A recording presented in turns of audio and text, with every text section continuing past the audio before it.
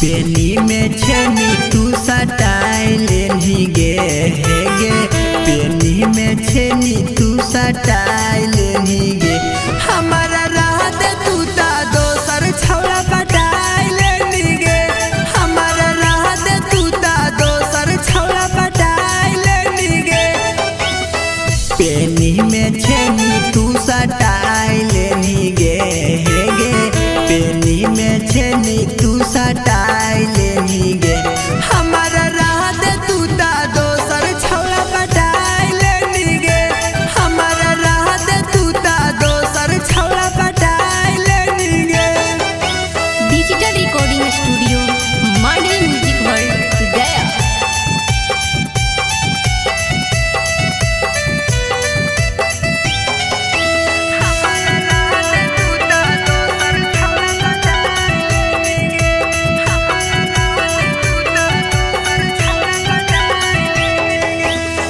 अपन जवनिया बनई दिलही तू गुदाम गे, जे चाहतो मजा लेतो खुले सारे आम गे। अपन जवनिया बनई दिलही तू गुदाम गे, जे चाहतो मजा लेतो खुले सारे आम गे। प्यार के मतलब तू बताई दिलही गे हे गे, प्यार के मतलब तू बताई दिलही गे। हमारा राहत तू ता दोसर छौड़ा पटाई लेनी गे, हमारा राहत तू ता दोसर छौड़ा पटाई लेनी गे।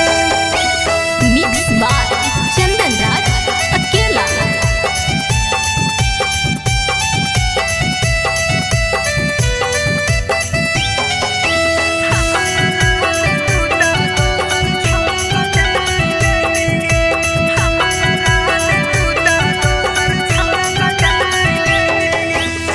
टुन टुन चौहान के हकै नहीं गामगे, तोरा जैसा माल हमरा हकै नहीं कामगे। टुन टुन चौहान के हकै नहीं गामगे, तोरा जैसा माल हमरा हकै नहीं कामगे। आनंद रज के सीना सटाई लेनी गे